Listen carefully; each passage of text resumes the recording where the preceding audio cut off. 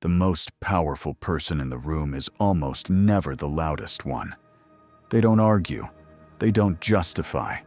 They don't explain themselves to people who aren't ready to understand them. They just move, and somehow people feel it. They can't explain why. They just know there's something different about that person. Something they can't get a read on. Something that makes them slightly uneasy in a way they can't name. That's not confidence. That's not charisma. That's not charm. That is quiet power, and it is learnable. But first, you need to understand exactly what it is and why your instincts are working against you right now. Most people think power is about presence, about filling a room, about being the one who talks the most, reacts the fastest, asserts themselves the loudest. They're wrong. Real power, psychological power, is the opposite. It is the ability to remain completely unmoved while everything around you demands a reaction. It is the refusal to be pulled out of yourself by other people's chaos, other people's provocations, other people's need for your validation. The ancient Stoics understood this. Marcus Aurelius, Roman emperor, one of the most powerful men who ever lived, wrote extensively about this principle in his private journals. He never intended them to be published. He wrote them as a personal discipline. He called it the inner citadel, the idea that no external event has the power to disturb you unless you grant it permission. That was 2,000 years ago, and modern psychology has confirmed what he knew intuitively.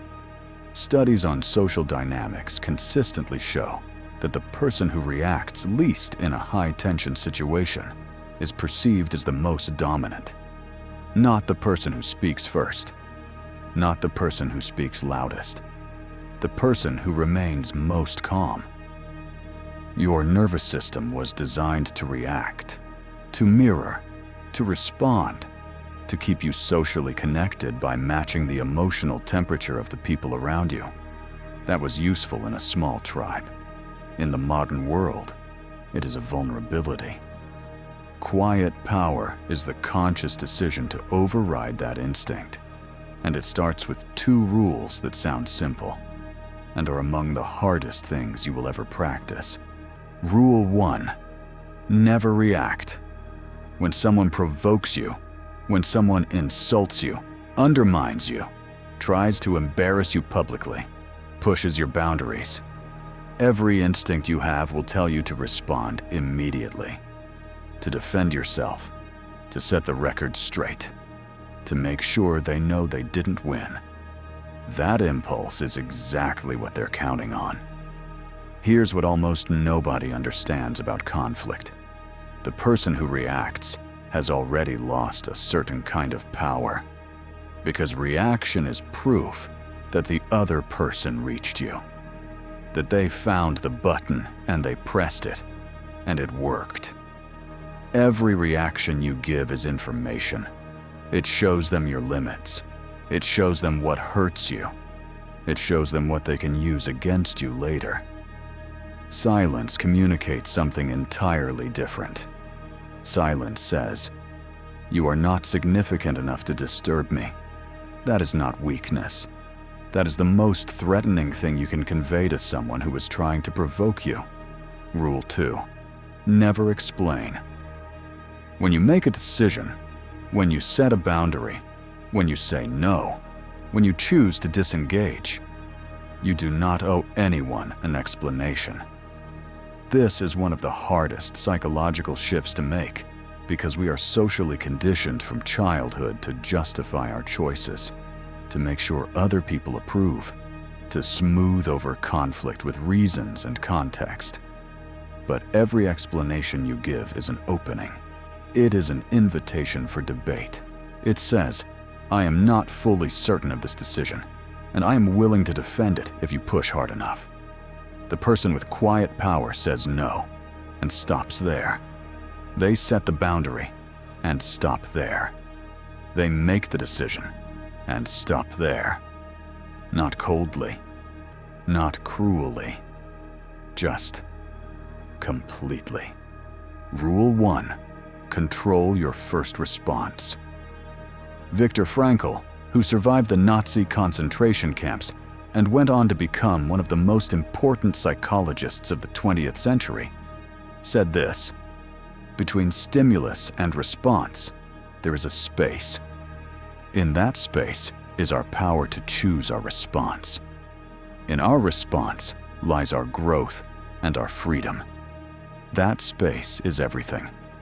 Most people have a first response time of under a second. The person with quiet power has learned to extend that space, even by a few seconds. And in those seconds, choose their response deliberately rather than reflexively.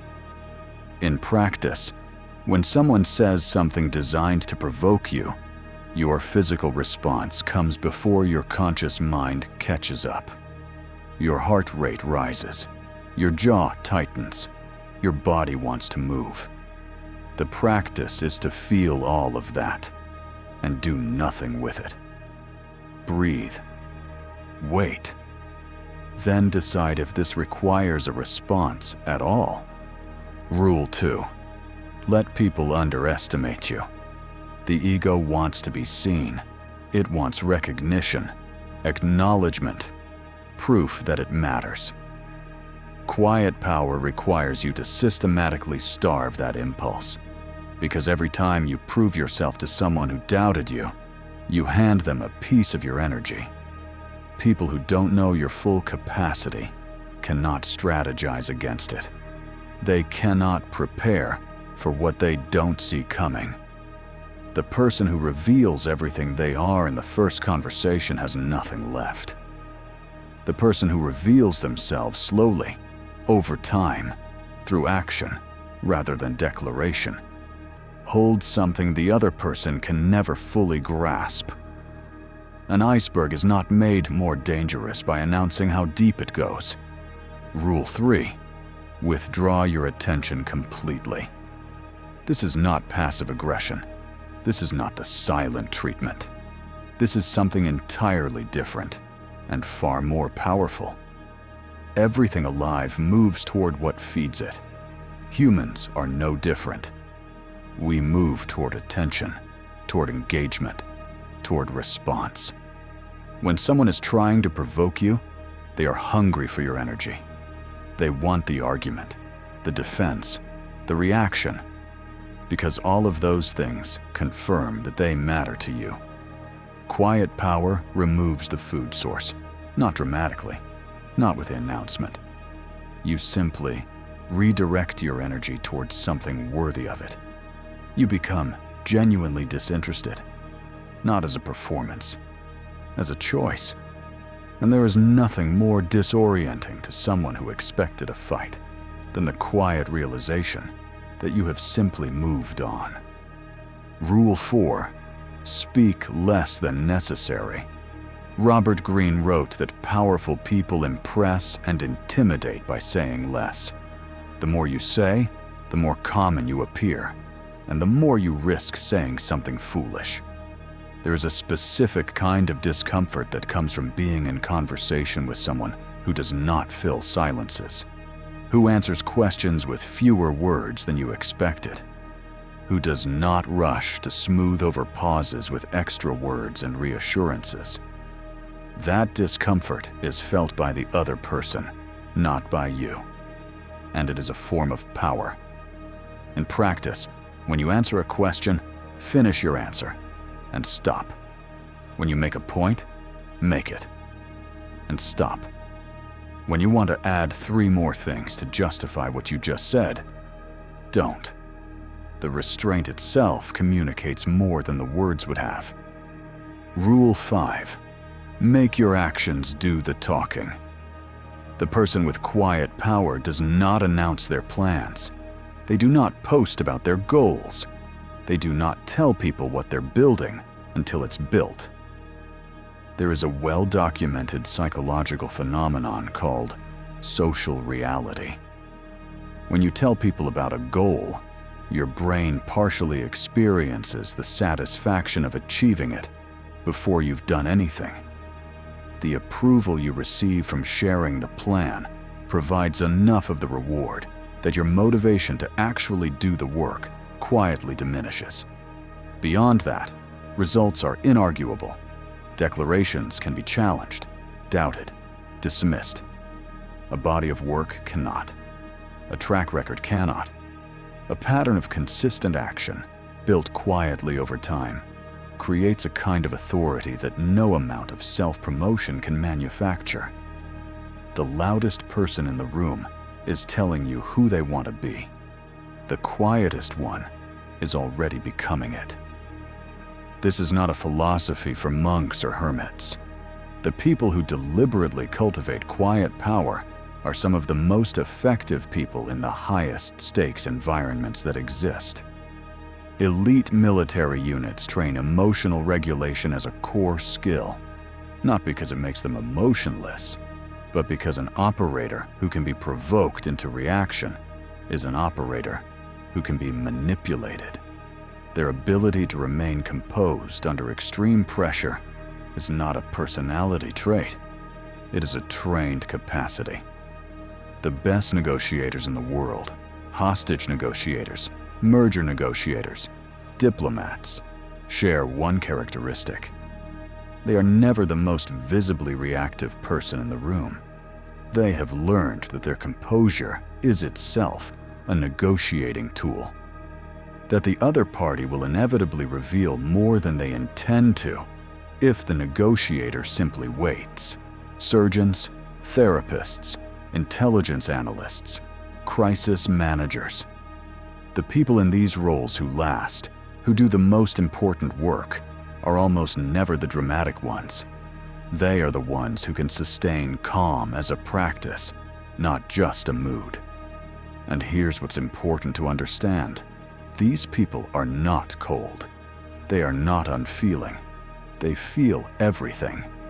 They have simply learned to feel it internally and respond externally, on their own terms, on their own timeline, with their full faculties intact.